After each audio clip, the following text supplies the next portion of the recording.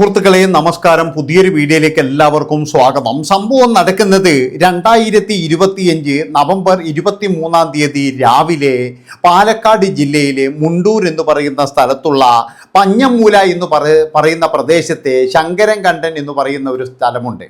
ആ ഒരു സ്ഥലത്ത് രാവിലെ നിതിൻ എന്ന് പറയുന്ന ചെറുപ്പക്കാരൻ മാലയിട്ടിട്ടുണ്ട്, സ്വാമിയാണ്. അതുകൊണ്ട് തന്നെ ഒന്ന് അമ്പലത്തിൽ പോകണം. അതിനു വേണ്ടിയിട്ട് വീട്ടിൽ നിന്നും 6 മണിയോടുകൂടി തൻ്റെ ബൈക്ക് എടുത്തിട്ട് ഇങ്ങനെ വരികയാണ്. പെട്ടെന്ന് അയാൾ അയൽവക്കത്തുള്ള തങ്കമണി എന്ന് പറയുന്ന സ്ത്രീയുടെ പുരയിടത്തിൽ എന്തോ ഒരു അസ്വാഭാവികമായിട്ടുള്ളൊരു കാഴ്ച കാണുകയാണ്. അയാൾ സൂക്ഷിച്ചങ്ങോട്ട് നോക്കുന്നു, ബൈക്ക് നിർത്തുന്നു, നിർത്തിയിട്ട് നോക്കുന്നു. അങ്ങനെ സംശയത്തോട് കൂടിയിട്ട് ആ ഒരു വളപ്പിലേക്ക് പോവുകയാണ്. അവിടെ എല്ലാവർക്കും എന്ന് പറഞ്ഞു കഴിഞ്ഞാൽ മതിലോ ചുറ്റുമതിലോ കാര്യങ്ങളോ ഒന്നുമില്ല. അയൽവാസികളെല്ലാം വളരെയധികം സൗഹൃദപരമായിട്ട് ജീവിക്കുന്ന ഒരു ഗ്രാമം തന്നെയാണ്. പ്രത്യേകിച്ച് ഞാൻ പറയേണ്ട ആവശ്യമൊന്നുമില്ല, മുണ്ടൂരുകാർക്കൊക്കെ അറിയാവുന്നതാണ്. അങ്ങനെ നിതിൻ എന്ന് പറയുന്ന ആ ചെറുപ്പക്കാരൻ സ്വാമി അങ്ങോട്ട് പോയിട്ട് നോക്കുമ്പോഴേ ഞെട്ടിക്കുന്നൊരു കാഴ്ചയാണ് കാണുന്നത്. അതായത് തൻ്റെ അയൽവാസിയായ ഞാൻ ഇന്നലെ വരെ കണ്ട തങ്കമണി അമ്മ അവിടെ വീണ് കിടക്കുകയാണ്. 75 വയസ്സുണ്ട് അവർക്ക്. നിതിൻ്റെ നിലവിളി കേട്ട് അയൽവക്കത്തുള്ളവരും അതുപോലെ തന്നെ തങ്കമണിയുടെ മകളായ സന്ധ്യയും പിന്നെ ഭർത്താവും മകനും എല്ലാവരും ഓടിയെത്തുകയാണ്. എല്ലാവരും ഈ കാഴ്ച കണ്ട് ഞെട്ടിത്തരിച്ചുപോയി. അതായത് തങ്ങളുടെ അമ്മ തിരിച്ചു കിടക്കുന്നു. അങ്ങനെ തങ്കമണിയുടെ കൊച്ചുമകനും മകളും എല്ലാവരും അവിടെ കിടന്ന് കരയുകയാണ്. അയൽവാസികൾ എല്ലാവരും വന്നു. അവരെല്ലാവരും വന്ന് പെട്ടെന്ന് തന്നെ എന്ന് പറഞ്ഞ് ആംബുലൻസ് വിളിക്കുന്നു. അതുപോലെ പോലീസ് സ്റ്റേഷനിൽ വിവരം അറിയിക്കുന്നു. എന്താണെന്ന് വെച്ച് കഴിഞ്ഞാൽ വീഴ്ചയിലാണോ എന്നറിയില്ല, അവിടെ ഇവിടെയൊക്കെ ചെറിയ മുറിവുകളും കാര്യങ്ങളൊക്കെ കാണുന്നുണ്ട്. ഇനി ആരെങ്കിലും കൊലപ്പെടുത്തിയതാണ്. അത് മാത്രമല്ല, ഈ കമ്മലൊക്കെ എവിടെ പോയി, കമ്മലൊന്നും കാണുന്നില്ലല്ലോ എന്നുള്ള സംശയത്തിൽ അയൽവക്കത്തുള്ള സ്ത്രീകളൊക്കെ ഇങ്ങനെ പറയുന്നുണ്ട്. ഏതായാലും അതിപ്പോൾ രാത്രി അഴിച്ചു വെക്കുന്നതല്ലേ, അതുകൊണ്ടായിരിക്കും എന്നാണ് അവരും കരുതിയത്. പോലീസുകാർ വരുന്നു. പോലീസുകാർ വന്ന് ഇൻക്വസ്റ്റും കാര്യങ്ങളൊക്കെ തയ്യാറാക്കുകയാണ്. പോസ്റ്റ്മോർട്ടം നടത്തണം. കാരണം എന്താണെന്ന് വെച്ച് കഴിഞ്ഞാൽ അതായത് ഇവർക്ക് എന്താ സംഭവിച്ചതെന്ന് അറിയാണല്ലോ. അങ്ങനെ മകളായ സന്ധ്യയോട് ചോദിച്ചു. സന്ധ്യ പറഞ്ഞു, എൻ്റെ സാറേ പ്രഷറും ഷുഗറും എല്ലാം ഉള്ളതാണ്. ഞാൻ എപ്പോഴും പറയും എന്നെ വിളിക്കാതെ ഇങ്ങനെ വരല്ലേ, പക്ഷേ രാവിലെ തന്നെ എഴുന്നേറ്റ് വന്നു കഴിഞ്ഞാൽ അമ്മയ്ക്ക് ഒന്ന് ഈ പറമ്പ് വഴി ഇങ്ങനെ നടക്കണം, വല്ല തേങ്ങയോ എന്തെങ്കിലും വീണിട്ടുണ്ടോ എന്നൊക്കെ നോക്കിയിട്ട് നടന്നിട്ടാണ് വന്നിട്ട് അടുപ്പ് വരെ കത്തിക്കുന്നത് എന്നാണ് സന്ധ്യ പറയുന്നത്. ഇതെല്ലാവർക്കും അറിയാവുന്ന കാര്യമാണ്. കാരണം എന്താ വെച്ചാൽ പലപ്പോഴും അയൽവാസികൾ എല്ലാവരും കാണുന്നതാണ്. പിന്നീട് എന്ന് പറഞ്ഞാൽ നിതിനെ ചോദ്യം ചെയ്യുന്നു. നിതിനും പറയുകയാണ്, ഞാനിങ്ങനെ അമ്പലത്തിലേക്ക് പോകാനിരിക്കുകയാണ്, അതായത് എൻ്റെ കെട്ടെന്നറിയാണ്, നാളെ ഞാൻ ശബരിമലയ്ക്ക് പോവുകയാണ് എന്നൊക്കെ നിതിനും പറയുന്നുണ്ട്. പിന്നീടെന്ന് പറഞ്ഞു കഴിഞ്ഞാൽ മൃതദേഹം ഇൻക്വസ്റ്റും കാര്യങ്ങളൊക്കെ തയ്യാറാക്കി നേരെ പോസ്റ്റ്മോർട്ടത്തിന് അയക്കുകയാണ്. വൈകുന്നേരം ആകുമ്പോഴേക്കും മൃതദേഹം വരും. ഇനി ആരും കാണാനൊന്നുമില്ല. കാരണം എന്താണെന്ന് വെച്ച് കഴിഞ്ഞാൽ ഈ ഒരു സംഭവം അറിഞ്ഞിട്ട് ബന്ധുക്കളും നാട്ടുകാരും എല്ലാം അവിടെ എത്തിയിരുന്നു. അവരെല്ലാവരും കണ്ടതാണ്. ഇനി എന്തിനാണ് അധികം വെച്ചുകൊണ്ടിരിക്കണം, അതുകൊണ്ട് ഇനി ബോഡി വന്നു കഴിഞ്ഞാൽ ആ നിമിഷം തന്നെ ചടങ്ങ് നടത്താം എന്നൊക്കെ പറഞ്ഞ് എല്ലാവരും കാത്തിരിക്കുന്നു. അങ്ങനെ ഒരു 3 മണിയോടുകൂടി തങ്കമണിയുടെ മൃതദേഹവും വഹിച്ചുകൊണ്ട് ആ ഒരു ആംബുലൻസ് ആ വീട്ടിലേക്ക് വരികയാണ്. സന്ധ്യയും അതുപോലെ സന്ധ്യയുടെ മകനും പിന്നെ എന്ന് പറഞ്ഞു കഴിഞ്ഞാൽ അവിടെയുള്ള പ്രദേശത്തുള്ള എല്ലാവരും, അതായത് ഈ തങ്കമണിയെ അറിയുന്ന എല്ലാവരും, അവരൊക്കെ എന്ന് പറഞ്ഞു കഴിഞ്ഞാൽ പൊട്ടിക്കരയുന്നുണ്ടായിരുന്നു. കാരണം തങ്കമണിയോട് ആർക്കും അങ്ങനെ വൈരാഗ്യമോ കാര്യം ഒന്നുമില്ല. എല്ലാവർക്കും വളരെ സ്നേഹം മാത്രമേ ഉള്ളൂ.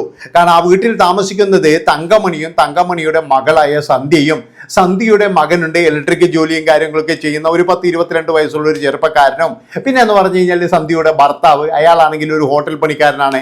അയാൾ രാവിലെ ജോലിക്ക് പോകും. അതുപോലെ മകനും രാവിലെ ജോലിക്ക് പോകും. ഇവര് രണ്ടുപേരും അധ്വാനിച്ചിട്ടാണ് ആ കുടുംബം പോകുന്നത്. തങ്കമണിയോ അല്ലെങ്കിൽ സന്ധ്യയോ വേറെ ജോലിയോ കാര്യങ്ങളോ ഒന്നുമില്ല. തങ്കമണിക്കാണെങ്കിൽ തീരെ സുഖമില്ല. പലപ്പോഴും എന്ന് പറഞ്ഞാൽ ആശുപത്രിയിൽ പോകേണ്ടി വരും. അതിന്റെ ചെലവ് വരെ എടുക്കുന്നത് ഈ മരുമകൻ തന്നെയാണ്. അങ്ങനെ ഇരിക്കുകയാണ് ഈ ഒരു സംഭവം നടന്നത്. അയാൾക്കും അതൊരു വലിയ ഒരു ഷോക്ക് തന്നെയായിരുന്നു. അതിനുശേഷം ചടങ്ങുകളെല്ലാം കഴിഞ്ഞു. ബന്ധുക്കളെല്ലാവരും പിരിഞ്ഞു. അവിടെ ഇപ്പോഴും എന്ന് പറഞ്ഞാൽ അടുത്ത ബന്ധുക്കളായ ഒരു 3-4 പേരും പിന്നെ സന്ധ്യയും മകനും അതുപോലെ അയൽവാസികളും എല്ലാവരുമാണ് ഉള്ളത്. അപ്പോഴെല്ലാവരും ചോദിക്കുന്നുണ്ട്, നിതിൻ എവിടെ? അതായത് നിതിനെ ആ രാവിലെ കണ്ടതാണല്ലോ, അവന് ഇത്രയും നാൾ മാലയിട്ട് ശബരിമലക്ക് പോകാൻ വേണ്ടി കാത്തിരുന്നതല്ലേ, അവൻ വൈകുന്നേരത്തോടുകൂടി ശബരിമലക്ക് പോയി എന്ന് പറയുകയും ചെയ്തു. അത് കഴിഞ്ഞതിന് ശേഷം 2025 നവംബർ 25 രാവിലെ 10 മണിയോടുകൂടി സന്ധ്യയുടെ വീടിൻ്റെ അവിടെ ഒരു പോലീസ് വണ്ടി കണ്ടിട്ട് എല്ലാവരും ഇങ്ങനെ നോക്കിക്കൊണ്ടിരിക്കുകയാണ്. അതായത് എന്തിനാണ് പോലീസ് വണ്ടി വന്നിരിക്കുന്നത്? ഏതായാലും നാട്ടുകാരെല്ലാവരും സംശയത്തോട് കൂടിയിട്ട് സന്ധ്യയുടെ വീടിന് അങ്ങോട്ട് പോകുന്നു. അപ്പോഴാണ് പോലീസുകാർ പറയുന്നത് ഒന്ന് അവിടം വരെ വരണം, ചില പേപ്പറുകളിലൊക്കെ ഒപ്പിടാനുണ്ട്, ആ ഒപ്പിട്ട് കഴിഞ്ഞതിന് ശേഷം ഒരു കാര്യം ചെയ്യാം, നിങ്ങളെ തിരിച്ചു വിടാം എന്നൊക്കെ പറഞ്ഞ് സന്ധ്യ ഇങ്ങനെ നിർബന്ധിക്കുകയാണ്. സന്ധ്യ പറയുന്നത് എൻ്റെ സാറേ എൻ്റെ ഭർത്താവ് ഇടിയില്ല, ഭർത്താവും മകനൊക്കെ വരട്ടെ എന്ന് പറഞ്ഞ് നിങ്ങളുടെ ഭർത്താവും മകനും 2 ദിവസം കഴിയുമ്പോഴേ ജോലിക്ക് പോയോ എന്നുള്ള എന്ന് ചോദിച്ചപ്പോഴേ സന്ധ്യ പറഞ്ഞു ഹോട്ടൽ പണിക്കാരനല്ലേ സാറേ അതുകൊണ്ട് പോകണം, മകൻ പോയിട്ടില്ല, അവൻ ഇവിടെ അടുത്ത് എവിടെയോ പോയതാണ് എന്നാണ് സന്ധ്യ മറുപടി പറഞ്ഞത്. ഏതായാലും അവൻ വരട്ടെ സാറേ എന്നിട്ട് വരാം, അതൊന്നും വേണ്ട, നിങ്ങളൊന്ന് അങ്ങോട്ട് വന്നിട്ട് ഒരു ഒപ്പിട്ട് തന്നിട്ട് നിങ്ങൾ ഇങ്ങോട്ട് വന്നോളൂ എന്ന് പറയുകയും ചെയ്തു. ഏതായാലും സന്ധ്യയും കൊണ്ട് നേരെ മുണ്ടൂർ പോലീസ് സ്റ്റേഷനിലേക്ക് പോയി. അവിടെ എത്തിയിട്ട് സന്ധ്യയെ ചോദ്യം ചെയ്യുകയാണ്. അതായത് നിങ്ങളുടെ അമ്മ സാധാരണ രീതിയിൽ മരണപ്പെട്ടതല്ല, അതൊരു കൊലപാതകമാണ്, അവരുടെ കഴുത്തിനേറ്റ പരിക്കാണ് മരണകാരണം, അത് ഒരു മനുഷ്യൻ ഉണ്ടാക്കിയത് തന്നെയാണ്, അതായത് കഴുത്ത് ഞെരിച്ച്. ഒന്നുകിൽ അത് നിങ്ങളാണ്, അല്ലെങ്കിൽ നിങ്ങളുടെ മകനാണ്, അല്ലെങ്കിൽ നിങ്ങളുടെ ഭർത്താവാണ്, വേറെ ആരും ആ വീട്ടിലേക്ക് വന്നിട്ടില്ല. അത് മാത്രവുമല്ല അവരുടെ സ്വർണ്ണാഭരണങ്ങളൊക്കെ കളവ് പോയതായിട്ടും ഞങ്ങൾക്ക് സംശയമുണ്ട്. എന്താണെന്ന് വെച്ച് കഴിഞ്ഞാൽ ചെവിക്കൊക്കെ എന്ന് പറഞ്ഞാൽ ഈ സ്വർണം എടുത്തതുപോലെയുള്ള ഒരു പരിക്കുണ്ടായിരുന്നു. അങ്ങനെയുള്ള സംശയങ്ങളൊക്കെ പോലീസ് പറഞ്ഞപ്പോഴേ സന്ധ്യ അപ്പോൾ തന്നെ പറയുകയാണ് ഇല്ല സാറേ സ്വർണ്ണമൊന്നും പോയിട്ടില്ല, സ്വർണ്ണമൊക്കെ എൻ്റെ വീട്ടിൽ തന്നെ ഉണ്ട് എന്ന് പെട്ടെന്ന് പറഞ്ഞു. നിങ്ങളുടെ വീട്ടിലുണ്ടോ? നിങ്ങളുടെ വീട്ടിലുണ്ടെങ്കിൽ ഞങ്ങൾക്കൊന്ന് കാണണമല്ലോ എന്ന് പറഞ്ഞ് സന്ധ്യയും കൊണ്ട് നേരെ വീണ്ടും പോലീസുകാർ അങ്ങോട്ട് പോവുകയാണ്. അവിടെ എത്തിയതിന് ശേഷം സ്വർണ്ണാഭരണങ്ങൾ 2 കമ്മല് കാണിച്ചു കൊടുക്കുന്നു, അതുപോലെ തന്നെ മാല കാണിച്ചു കൊടുക്കുന്നു. മാല കാണിച്ചു കൊടുത്തപ്പോഴേ മാല പൊട്ടിയതാണല്ലോ സന്ധ്യയെ, ഇതിന്റെ പകുതി ഭാഗം എന്തേ എന്ന് ചോദിച്ചപ്പോഴും സന്ധ്യക്ക് ഉത്തരമില്ല. അതായത് സന്ധ്യ പറഞ്ഞു സാറേ അത് അമ്മയുടെ കയ്യിൽ നിന്ന് പൊട്ടിയതാണ്, അതുകൊണ്ട് തന്നെ എന്നുള്ളത് നേരെയാക്കണം എന്ന് അമ്മ പറഞ്ഞിരുന്നു എന്ന് സന്ധ്യ ഒരു കള്ളം പറയുകയാണ്. ആ കള്ളമാണെന്ന് മനസ്സിലാക്കിയ പോലീസ് ഉദ്യോഗസ്ഥൻ ഓക്കെ ഏതായാലും ഇതിന്റെ ഭാഗം എവിടെയെന്ന് ചോദിച്ചപ്പോഴേ അതിനും മറുപടിയില്ല. അങ്ങനെ സന്ധ്യയെ വീണ്ടും പോലീസ് സ്റ്റേഷനിലേക്ക് കൊണ്ടുവരുന്നു, നല്ല രീതിയിൽ ചോദ്യം ചെയ്യുകയാണ്. അതായത് സന്ധ്യയെ സംശയിക്കാനുള്ള കാരണം എന്താണെന്ന് വെച്ച് കഴിഞ്ഞാല് പോസ്റ്റ്മോർട്ടം റിപ്പോർട്ട് കിട്ടിയ പോലീസ് ശരിക്കും പറഞ്ഞു കഴിഞ്ഞാൽ ഞെട്ടിപ്പോയി. കാരണം എന്താണെന്ന് വെച്ച് കഴിഞ്ഞാൽ പോലീസുകാർ പോലും വിചാരിച്ചത് ഇതൊരു അസ്വാഭാവിക മരണമാണ്, അവർക്കാണെങ്കിൽ അസുഖമുണ്ട്, അങ്ങനെ പ്രഷറോ ഷുഗറോ എന്തോ കൂടിയപ്പോഴേ ഇവർ തലയിടിച്ച് വീണതാണ്, അല്ലാതെ വേറെ പ്രശ്നങ്ങളൊന്നുമില്ല, ആരും കൊലപ്പെടുത്തിയൊന്നുമല്ല എന്നുള്ള രീതിയിൽ തന്നെയായിരുന്നു പോലീസിന്. പക്ഷേ പോസ്റ്റ്മോർട്ടം റിപ്പോർട്ട് വന്നപ്പോഴാണ് അതൊരു കൊലപാതകമാണ്, അതുമാത്രവുമല്ല ചെവിയുടെ അവിടെ നിന്നൊക്കെ എന്ന് പറഞ്ഞു കഴിഞ്ഞാൽ രക്തമൊലിക്കുന്നുണ്ടായിരുന്നു, ചെവിക്ക് വരെ നല്ല പരിക്കുകൾ ഉണ്ടായിരുന്നു. അതുകൊണ്ട് മോഷണ ശ്രമത്തിനിടെയാണ് കൊലപാതകം എന്നുള്ള രീതിയിലായിരുന്നു പോലീസ്. പക്ഷെ സന്ധ്യയുടെയും അതുപോലെ തന്നെ സന്ധ്യയുടെ മകന്റെയും പിന്നെ എന്ന് പറഞ്ഞാൽ ഭർത്താവിൻ്റെയും കോൾ ലിസ്റ്റ് എടുത്ത് പരിശോധിച്ചപ്പോഴേ പോലീസിന് ശരിക്കും വീണ്ടും ടിസ്റ്റാണ്. കാരണം എന്താ വെച്ചാൽ ഭർത്താവും അതുപോലെ തന്നെ മകനും അവരൊക്കെ എന്ന് പറഞ്ഞാൽ വളരെ നല്ല വ്യക്തികളാണ്, വളരെ ക്ലിയർ ആണ്. പക്ഷെ സന്ധ്യ എന്ന് പറയുന്ന 45 വയസ്സുകാരിക്ക് ഒരാളുമായിട്ടൊരു ബന്ധമുണ്ട് എന്ന് പോലീസിന് മനസ്സിലാകുന്നു. അയാൾ ആരാണെന്നും കൃത്യമായിട്ട് പോലീസിന് മനസ്സിലായി, അയാൾ ഇപ്പോഴും നാട്ടിലില്ല എന്നും മനസ്സിലായി. അതെ, നിങ്ങൾ ഉദ്ദേശിക്കുന്ന ആളെ നിതിൻ എന്ന് പറയുന്ന ചെറുപ്പക്കാരൻ, അതായത് 28 വയസ്സുകാരൻ, സന്ധ്യയുടെ പ്രായം 45 വയസ്സാണ്, സന്ധ്യയുടെ മകന്റെ പ്രായം 23 22 വയസ്സാണ്. അങ്ങനെ തൻ്റെ മകനാകാൻ പ്രായമുള്ള നിതിൻ എന്ന് പറയുന്ന അയൽവാസി പയ്യനുമായിട്ട് ഒരു അവിഹിത ബന്ധമുണ്ടെന്ന് പോലീസ് കണ്ടെത്തുകയാണ്. അങ്ങനെയാണ് സന്ധ്യയെ കസ്റ്റഡിയിലെടുക്കാൻ വേണ്ടിയിട്ട് പോലീസ് അവിടെ വന്നത്. അപ്പോഴേക്കും നിതിൻ എന്ന് പറഞ്ഞ ആ പയ്യൻ അവിടെ ശബരിമലക്ക് പോയിരുന്നു.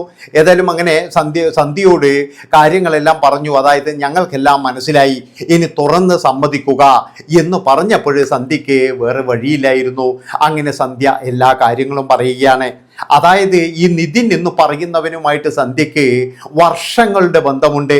ഈ സന്ധ്യ തന്നെയാണ് നിതിൻ എന്ന് പറയുന്നവനെ എടുത്തു വളർത്തിയത്. അതായത് നിതിൻ്റെ അച്ഛനും അമ്മയും ഒരു കൂലിപ്പണിക്കാരാണ്. പലപ്പോഴും എന്ന് പറഞ്ഞു കഴിഞ്ഞാൽ അവർ കൂലിപ്പണിക്ക് പോയി കഴിഞ്ഞാൽ വൈകുന്നേരം മാത്രമേ വരികയുള്ളൂ. ആ സമയത്തൊക്കെ ചെറുപ്പകാലങ്ങളിലൊക്കെ സന്ധ്യയുടെ സംരക്ഷണയിലായിരുന്നു ഈ ഒരു നിതിൻ എന്ന് പറയുന്ന പയ്യൻ. അതിനുശേഷം നിതിൻ വളരുന്നു. അപ്പോഴേക്കും സന്ധ്യയുടെ വിവാഹം കഴിയുന്നു. സന്ധ്യയുടെ ഭർത്താവും സന്ധ്യയും അവിടെ തന്നെ താമസം ആരംഭിക്കുന്നു. സന്ധ്യയ്ക്ക് മകനുണ്ടാകുന്നു. അപ്പോഴേക്കും നിതിൻ വളർന്നു വലിയ ഒരാളാകുന്നു. പിന്നീട് അവരങ്ങോട്ട്, അതായത് ഏകദേശം ഒരു 10-18 വയസ്സ് മുതൽ നിതിന് 18 വയസ്സോളം ആകുമ്പോഴേക്കും ഇവർ തമ്മിൽ എന്ന് പറഞ്ഞാൽ പിരിയാൻ കഴിയാത്ത ഒരു ബന്ധമായിരുന്നു. അതായത് 2 വീട്ടിലും ആൾക്കാരുണ്ടാവില്ല. അവർ 2 പേരും എന്ന് പറഞ്ഞു കഴിഞ്ഞാൽ ഇവിടെ ആർക്കും ഒരു സംശയവുമില്ല. എന്താണെന്ന് വെച്ചാൽ ഈ നിതിൻ എന്ന് പറയുന്ന ആ പയ്യൻ അവിടെ വളർന്നതാണ്. അതുമാത്രവുമല്ല ആ പയ്യൻ്റെ കൂടെ കളിക്കൂട്ടുകാരനാണ്. അവനുമായിട്ടെന്ന് പറഞ്ഞാൽ 5-6 വയസ്സിൻ്റെ വ്യത്യാസം മാത്രമേ ഉള്ളൂ. അതുകൊണ്ട് 2 പേരും ഒരുമിച്ച് പോകും, ഒരുമിച്ച് വരും, ഭയങ്കര കൂട്ടാണ്. നിതിനെയാണെങ്കിൽ ഒരാൾക്ക് സംശയമോ കാര്യങ്ങളോ ഒന്നുമില്ല. അങ്ങനെ ഇരിക്കെ നിതിന് ഗൾഫിൽ ഒരു ചാൻസ് വരികയാണ്. നിതിൻ ഗൾഫിലേക്ക് പോകുന്നു. പക്ഷെ നിതിന് സന്ധ്യ ചേച്ചിയെ കാണാതിരിക്കാൻ കഴിയുന്നില്ല. അങ്ങനെ കോവിഡിന്റെ സമയമായപ്പോൾ നിതിൻ ഓടി വരികയാണ്. എൻ്റെ പൊന്ന് സന്ധ്യ ചേച്ചി, എനിക്ക് ഗൾഫിലിരിക്കാൻ കഴിയില്ല, അതായത് നിങ്ങളെ കാണാതെ എനിക്ക് ഒരു നിമിഷം പോലും ഇരിക്കാൻ കഴിയില്ല എന്ന് പറഞ്ഞ് നിതിൻ വീണ്ടും നാട്ടിൽ തന്നെ ജോലി ചെയ്യാൻ തുടങ്ങി. പാവം കൂലിപ്പണിക്കാരനായ അച്ഛനും അമ്മയും ഈ കാര്യങ്ങളൊന്നും അറിയുന്നില്ല. അവർ വിചാരിക്കുന്ന എന്താ, മകൻ അവിടെ എന്തോ പണി ശരിയല്ല, അതുകൊണ്ട് തിരിച്ചിങ്ങോട്ട് വന്നതാണെന്നാണ് അവരും കരുതിയത്. അങ്ങനെ അവർ വീണ്ടും കൂലിപ്പണിക്ക് പോകുന്നു. ഇവനാണെങ്കിൽ ഏതൊരു ഹോസ്പിറ്റലിൽ ചെറിയൊരു ജോലിക്ക് കയറി. കുറേ നാൾ കഴിഞ്ഞപ്പോൾ അവിടുന്ന് ഇവനെ ഒഴിവാക്കുകയാണ്. കാരണം എന്താ, ഇവന് കൃത്യമായിട്ട് ജോലിക്ക് പോകാൻ കഴിയില്ല. ഇനി ജോലിക്ക് പോയാൽ തന്നെ അവിടുന്ന് പെട്ടെന്ന് തന്നെ മുങ്ങിക്കളയും. ചിലപ്പോൾ വീട്ടിലേക്ക് വരണമെന്ന് പറയും. പക്ഷെ വീട്ടിൽ വരുന്നത് എന്തിനാണെന്ന് വെച്ച് കഴിഞ്ഞാൽ ഇവിടെ സന്ധ്യയുമായിട്ടുള്ള ബന്ധത്തിന് വേണ്ടിയിട്ടാണ്. ഇതിനാണെങ്കിലും സന്ധ്യക്കാണെങ്കിലും ബന്ധപ്പെടുന്നതിന് രാത്രിയെന്നോ പകലൊന്നോ ഇല്ല. അവരതിനുള്ള സാഹചര്യങ്ങളൊക്കെ അവർ തന്നെ കണ്ടെത്തും. അതുപോലെ തന്നെ എന്ന് പറഞ്ഞാൽ ഈ സന്ധ്യയുടെ ഭർത്താവിനോ അല്ലെങ്കിൽ മകനോ ഒരു അറിവുമില്ല, അതുപോലെ അമ്മയെ ഒരു സംശയവുമില്ല. അതാണ് നിങ്ങൾ മനസ്സിലാക്കേണ്ടത്. അങ്ങനെ ഇരിക്കെ നിതിന് ഭയങ്കരമായിട്ടൊരു സാമ്പത്തിക ടൈറ്റ് വന്നിരിക്കുകയാണ്. കുറച്ച് പൈസ വേണം, സന്ധ്യ ചേച്ചി എന്നെ ഒന്ന് സഹായിക്കണമെന്ന് നിതിൻ പറയുന്നു. ഞാൻ നിനക്ക് സഹായിച്ചില്ലേ പിന്നെ ആർക്കാടാ സഹായിക്കുമെന്ന് സന്ധ്യയും പറയുന്നു. കാരണം എന്താണെന്ന് ചോദിച്ചാൽ ഇവിടെ നിതിനെ നിർത്തിക്കുന്നതിൽ സന്ധ്യക്കും ഒരു പങ്കുണ്ട്. കാരണം സന്ധ്യക്കും അതുപോലെ തന്നെയാണ്, നിതിനെ പിരിഞ്ഞിരിക്കാൻ കഴിയില്ല. അവനാണ് എന്നും വന്നിട്ട് തൻ്റെ എല്ലാ ആഗ്രഹങ്ങളും സാധിച്ചു തരുന്നത്, അല്ലാതെ തൻ്റെ ഭർത്താവൊന്നുമല്ല എന്ന് കൃത്യമായിട്ട് സന്ധ്യക്ക് അറിയാം. അങ്ങനെ സന്ധ്യ പറഞ്ഞു, പൈസയൊക്കെ ഞാൻ ഉണ്ടാക്കി തരാം. അങ്ങനെ സന്ധ്യ എങ്ങനെ പൈസ ഉണ്ടാക്കും എന്നുള്ള ആലോചനയിലാണ്.